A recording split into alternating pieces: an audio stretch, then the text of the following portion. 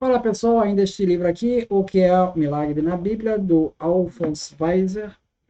Ele vai falar aqui sobre arrebatamento de Jesus. Ele vai traçar um paralelo com o arrebatamento de Rômulo, tal como descrito por Tito Livio. Ele diz assim, sobre o Rômulo, né? Certo dia, Rômulo convocou uma reunião do povo, junto aos muros da cidade, para passar o exército em revista. Então, de repente, rebentou uma tempestade e o rei foi envolvido por uma nuvem espessa. Quando a nuvem se dissipou, Rômulo não se achava mais na terra. Fora arrebatado aos céus. Inicialmente o povo ficou perplexo, mas depois que alguns tomaram a iniciativa, passou a honrá-lo como um novo Deus e como pai da cidade de Roma. Né? E aqui o paralelo com Atos dos Apóstolos, capítulo 1. Dito isto, Jesus elevou-se para o alto à vista deles e uma nuvem subtraiu-os aos seus olhos.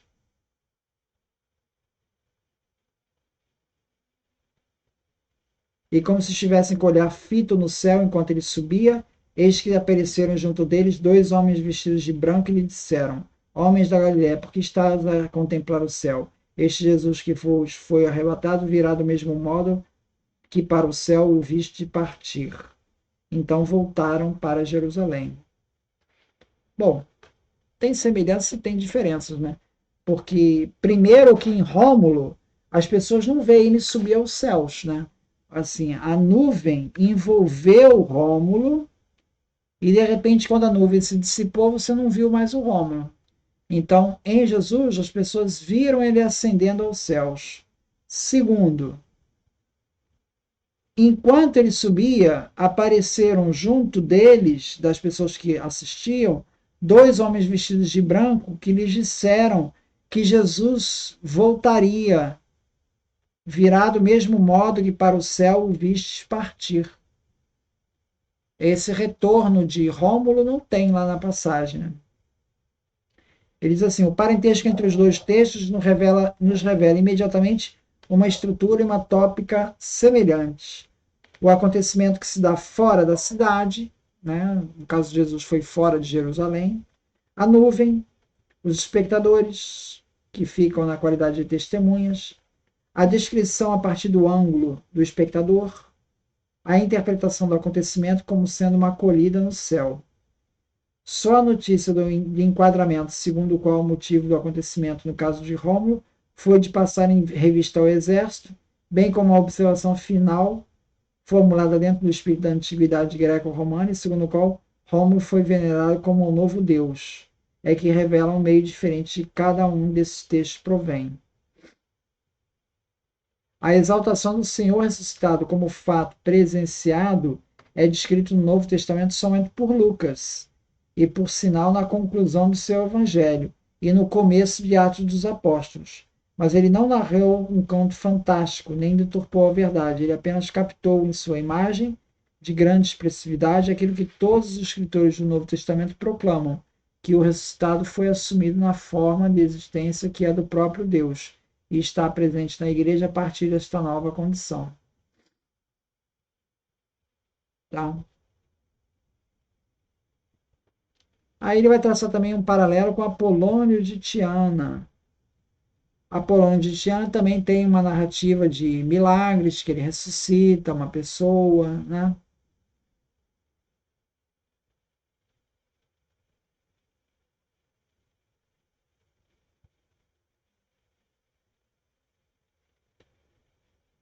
Então ele diz assim: o que a gente pode concluir? Bom, primeiro, o próprio fato de se tratar de uma aretalogia nos mostra que ela não pretende oferecer uma história em sentido moderno, no sentido de se referindo ao Filóstrato, quando ele descreve a vida de Apolônio.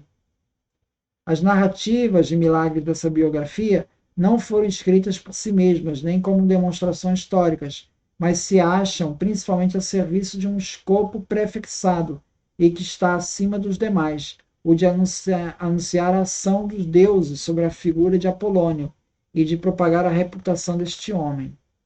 E segundo, a distância que separa a vida de Apolônio e da obra de Filóstrato, Filóstrato vai escrever ali no século III, né? São mais de 100 anos depois de Apolônio. Filóstrato dependia das fontes. até onde é possível estabelecer comparações, estas nos mostram que as próprias fontes já tinham algumas ampliações fantásticas e que Filóstrato, além disso, tratou desse material da tradição com muito mais liberdade, utilizando-o segundo o fim que tinha em vista. Se levarmos em conta esses dois aspectos, então uma apreciação a respeito do valor histórico das obras de Apolônio nos oferece mais ou menos a seguinte visão. Não se pode duvidar que Apolônio tenha existido e tenha realizado coisas extraordinárias. É muito pouco provável que uma personagem que tenha conseguido tanta celebridade seja pura ficção. Mas já não é possível determinar com precisão em que consistiam essas capacidades extraordinárias de Apolônio e mediante quais ações ele realizou suas curas e granjeou fama. É bem possível e até mesmo provável que ele tenha curado doentes, inclusive doentes que sofriam de perturbações psicossomáticas e que eram considerados possessos do demônio.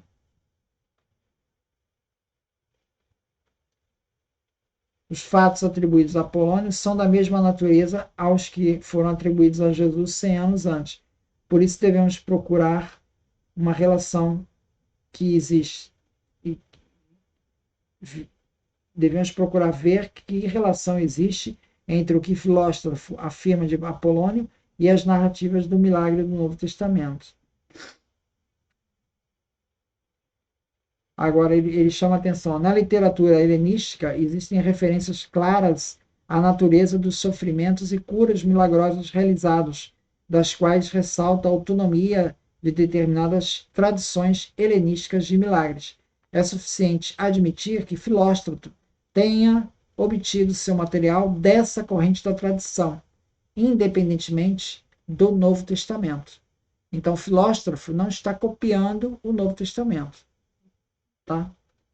Também faltam pontos de apoio para a afirmação segundo a qual o seu propósito era o de criar uma antítese do Cristo.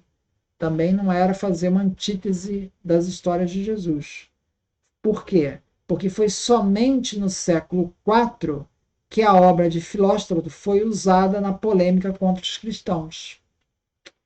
Entende? Então, essa ideia de dizer que Filóstrato construiu uma narrativa que se opusesse ao cristianismo. Na verdade, eles não estão ali em debate ainda. Ainda está muito cedo, século II, o cristianismo ainda está se difundindo ainda. E só vai ser usado na polêmica contra os cristãos no século IV.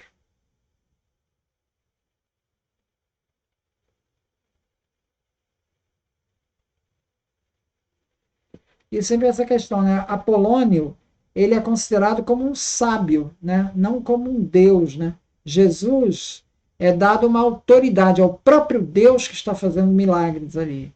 Apolônio não é narrado nessa situação. Então, Jesus está numa condição de muito mais autoridade no relato.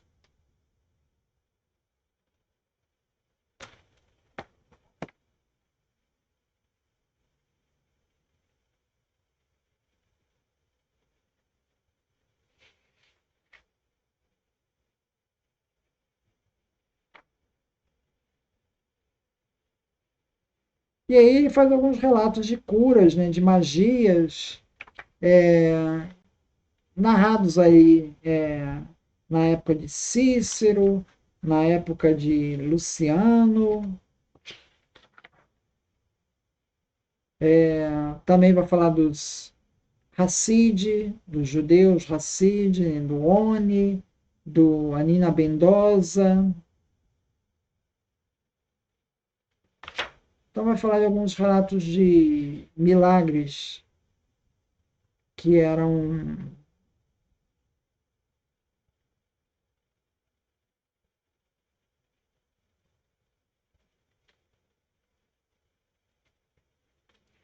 aqui é interessante, ele vai destacar aqui também dos judeus, né? Vai falar do Talmud babilônico, né? Que é lá do século IV, século V, mas conta histórias anteriores. Ali ele conta a história do rabino Yohanan ben Zakar, morto por volta do ano 80 depois de Cristo, tá?